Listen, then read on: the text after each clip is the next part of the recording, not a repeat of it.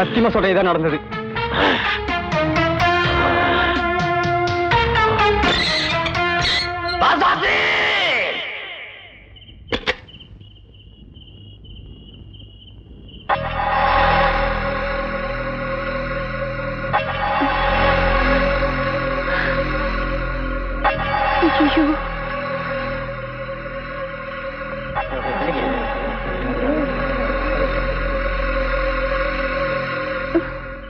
நடந்ததெல்லாம் கேள்விப்பட்டேன். உன் பொண்ணு ஓடி போனாலா இல்ல ஊர் ஜனங்க கட்டி வச்சாங்கன்னு எனக்கு கவலை கிடையாது.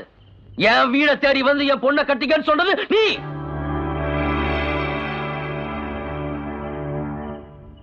நீ சொன்ன ஒரு வார்த்தையை நம்பி 15 வருஷ பகையை மறந்துட்டு ஒத்துக்கிட்டேன். இப்படி என் புள்ள தலையில மண்ணள்ளி போட்டுட்டியே. பொண்ண நான் சும்மா விட மாட்டேன்.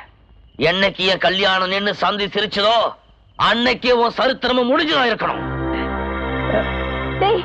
இப்ப என்னடா செய்யணும் கண்ணி?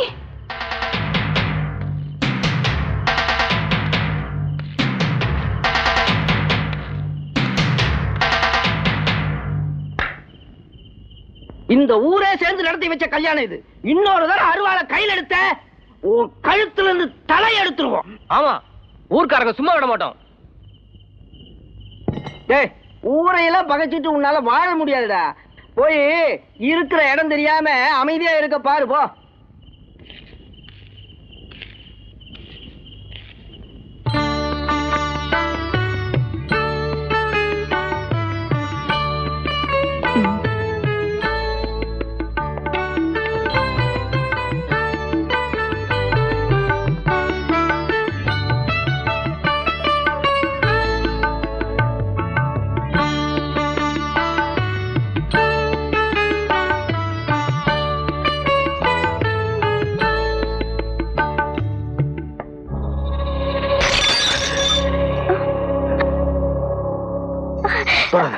தொட்ட விருப்பம் இல்லாம உன் கழுத்துல கட்டின தாலிய நானே தெரிஞ்சிருவேன். உங்ககிட்ட நான் செஞ்ச தப்புக்கெல்லாம் ஒரு தடவை மன்னிப்பு கேட்டேன். மறுபடியும் கேட்கிறேன், என்ன மன்னிச்சிருங்க. எப்போ இந்த குடிசைக்குள்ள உங்க மனைவியா வாழணும் நான் முடிவெடுத்துட்டேனோ அப்பவே பங்களாவுல வாழ்ந்த அந்த பழைய சரோஜா சேர்த்துட்டா. இப்ப நீங்க பாக்குறது ராஜாத்தியம்மா மகள்ல தங்கம்மா மருமக. நான் உங்களுக்கு எவ்வளவோ கஷ்டங்கள் கொடுத்த பிறகும் எனக்கு வந்த மாப்பிள்ளைய வடிவேல் விரட்டி அடிச்சப்போ அதுக்காக வருத்தப்பட்ட நல்ல மனசு உங்களுக்கு உண்டு. அதனால ஒரு நாள் இன்னும் உங்க மனைவியா ஏத்துக்குவீங்கன்னு நம்பிக்கையோட இருப்பேன்.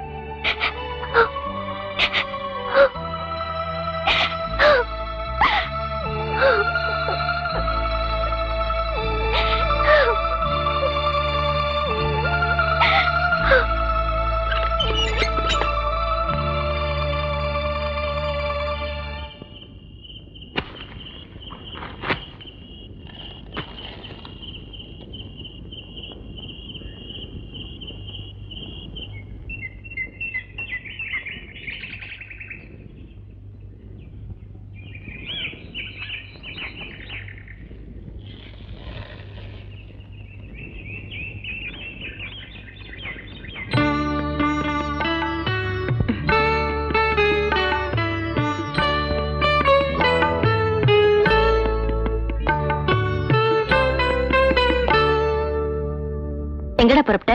டீ கடைக்கு. இருடா, அப்படியே வரும்போது சொக்கலிங்க கடையில சாப்பிடறதுக்கு ஏதாவது வாங்கிட்டு வா. யாருக்கு? என் மருமகளுக்குடா.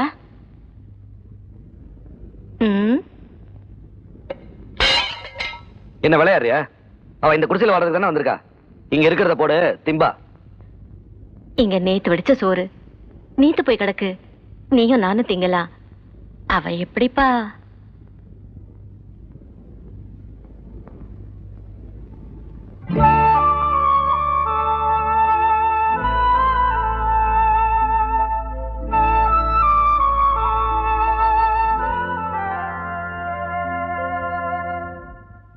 அத்தை, இந்த விஷயத்துல நான் ரொம்ப மோசம். குளிச்சதும் பசிக்கும், உடனே சாப்பிட்டுருவேன். ஆமா, சூப்பர் டேஸ்டா இருக்கே. எங்க அம்மா இதை இது வரைக்கும் என் கண்ணுல காட்டவே இல்லை.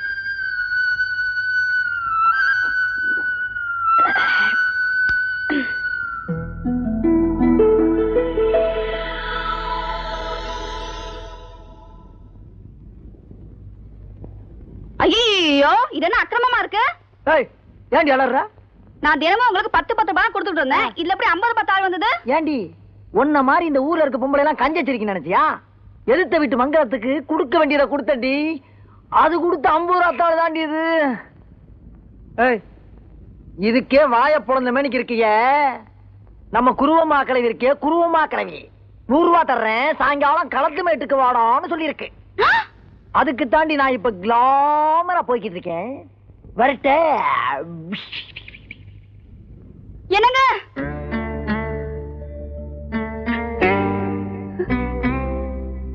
ரசாத்தி, வாங்க வாங்க, உங்களை தான் தேடிக்கிட்டு இருந்தேன். உங்களுக்கு கொஞ்சமாவது பொறுப்பு இருக்கா? என்ன பெத்த பொண்ணு ஒரு தரித்திரம் பிடிச்சவனோட வாழ்க்கை நடத்துறாளே, அவ சாப்பிட்டாளா கொண்டாளா? அவ அவளை வச்சு ஒழுங்கா குடும்பம் நடத்துறானான்னு போய் பார்க்க வேண்டாம்? எதுக்கு? இந்த ஊர்க்கார பயல்களுக்கு நாக்குல நரம்பு இல்லாம 4 வார்த்தை கேட்பாங்கல்ல, அதுக்கு. அடுத்தவங்களை விடு. உன் பொண்ணு நல்லா இருக்காளா, கஷ்டப்படுறாளான்னு தெரிஞ்சுக்க உனக்கு ஆசை இருக்கா?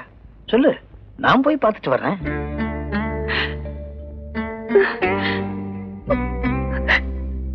என்ன பேசாம நின்னுட்ட? உனக்கு இஷ்டம் இருக்கா? எனக்கு என்ன வந்துச்சு? என்னைக்கு இந்த வீட்டை விட்டு படி தாண்டி போனாலும் அன்னைக்கே அவளை தலை முழுகிட்டேன். சரி விடு. அதுக்கு இல்லைங்க, இப்ப நம்ம குடும்பத்துல ஒருத்தர் காலங்காலமா பஞ்சாயத்து போர்டு தலைவரா தேர்ந்தெடுக்கிறாங்கன்னா இந்த ஊர் நம்மள மதிக்குதுன்னு தானே அர்த்தம்? ஆமா. அப்ப நம்ம இந்த ஊரை மதிக்க வேணாமா? என்ன குத்துக்கலாட்ட பாத்துக்கிட்டு நிக்கிறிய? போய் சட்டையை மாட்டிக்கிட்டு புறப்படுங்க. சரி. அப்பா, ஐயோ ஐயோ ஐயோ, பட்டு கடப்பா, நாசமா போவா. என்ன தாச்சி? நான் கேள்விப்பட்டதெல்லாம் உண்மையா தாயி? புரியுது புரியுது, உன் வேதனை எனக்கு புரியுது. பொண்ணுவே ஓடி போயிட்டா, ஒத்துக்கிட்டு இருக்க வேண்டியதானே ஊர்க்காரங்க. உன் வீட்டு கதைய வீதிக்கு வீதி வில்ல பாட்டுல படிக்கிறாங்க. நீ கவலைப்படாத தாயி, மண்ணள்ளி வீசியா மழை சரியா போகுது. அவங்க கிடக்குறாங்க உன் சொத்துக்கு முன்னால, அவங்க ஒரு சுண்டக்கா பயலுங்க.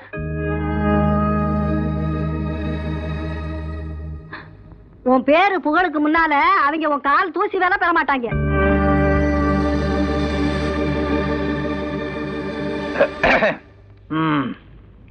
அப்ப ராசாத்தி, நான் போயிட்டு வந்துடுறேன். எங்க?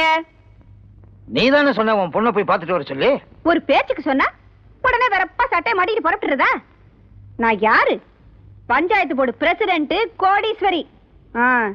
பக்கத்தவனுக்கு வாக்கு போட்டு போயிருக்கால, ஒரு நாளைக்கு இந்த வீட்டு வாசப்படிக்கே வந்து நிக்கத்தான் போறா.